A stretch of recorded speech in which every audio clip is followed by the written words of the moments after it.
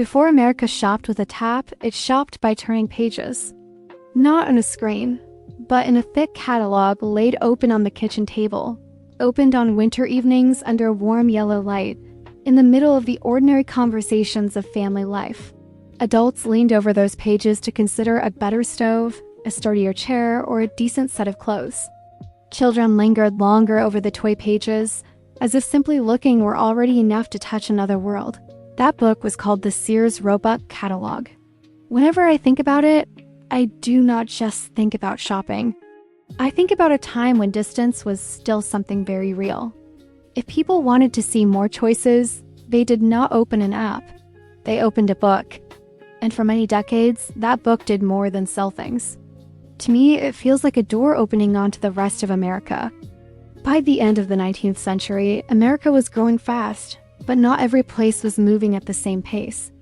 In big cities, goods were more abundant, stores were more numerous, and modern life appeared earlier. But in many rural places, everyday life was still limited by one very simple thing: distance. If you lived in a remote area back then, shopping was not only about whether you had enough money. It was also about whether you could actually reach the things you wanted. Many people had to choose from whatever happened to be available at the nearest store. And when your choices become fewer, your sense of being able to shape your own life becomes smaller too. Sears grew into exactly that gap. They sold by mail order, relying on the railroad and an expanding postal network. But what made Sears memorable was not just the business model. To me, what mattered more was that they made people living far away feel that they were no longer standing outside. A catalog delivered to your home did not just bring pictures of products, it brought the possibility of choice. And sometimes, simply having more choices is enough to make life feel less narrow than it did before. Maybe that is why this book feels heavier than it looks. It did not just answer the question, what can I buy?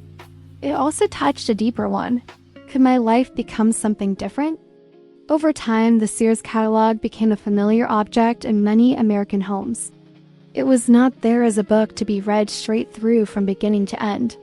It was there to be opened again and again on different evenings when people needed something or simply wanted to see what else was out there. That is what makes it feel different from the way we shop now. Today, people usually search quickly for what they need and leave just as quickly. But with the Sears catalog, turning each page could feel less like a transaction and more like a pause in life itself. People looked at a lamp and imagined how much brighter a room might feel. They looked at a stove and thought about days becoming a little less tiring. Even a new set of clothes could suggest a more put-together version of themselves. In my eyes, the catalog did not stand only between need and merchandise. It stood between the life people had and the life they hoped they might reach. And maybe that is why it was not only seen with the eyes.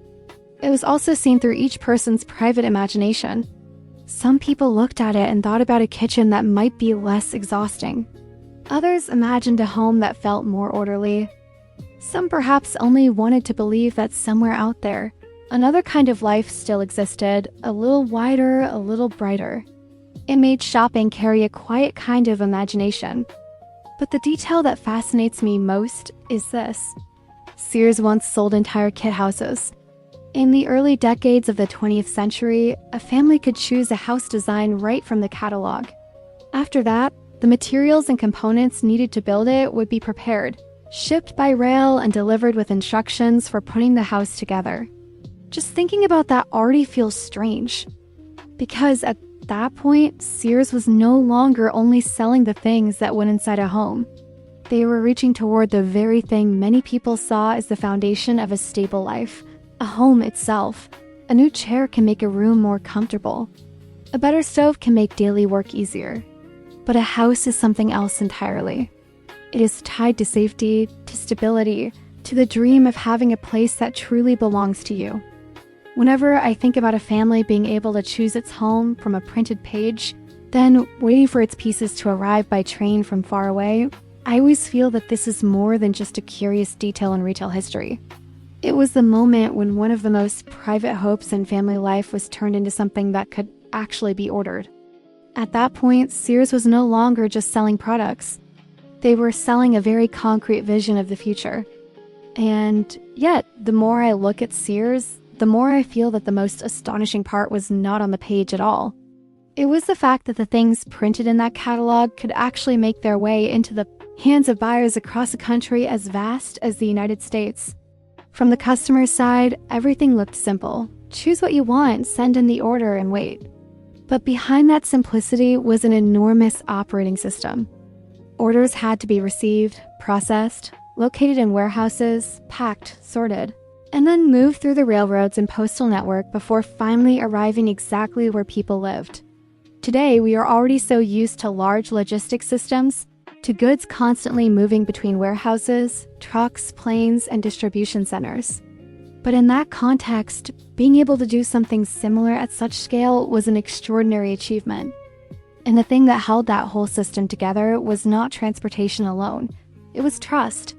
People mailed in orders because they believed the goods were real, and that after a long enough wait, they would arrive.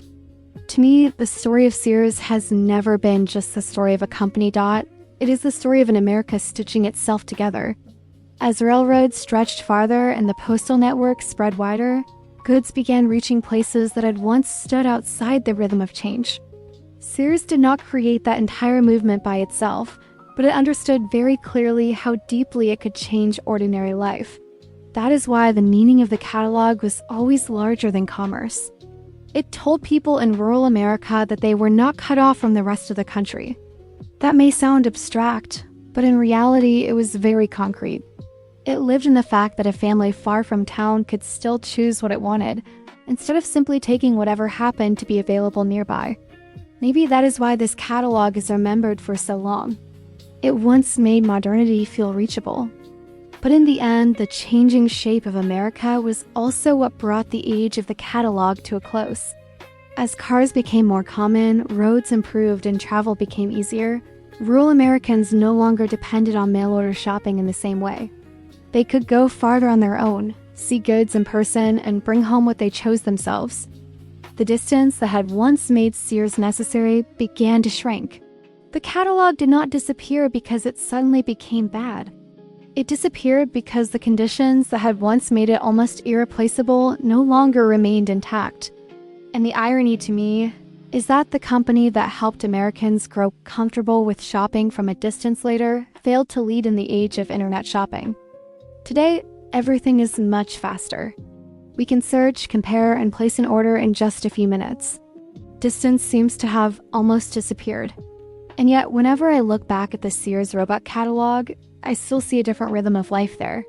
Not necessarily better in every way, but slower, more tangible, and because of that, more deeply felt.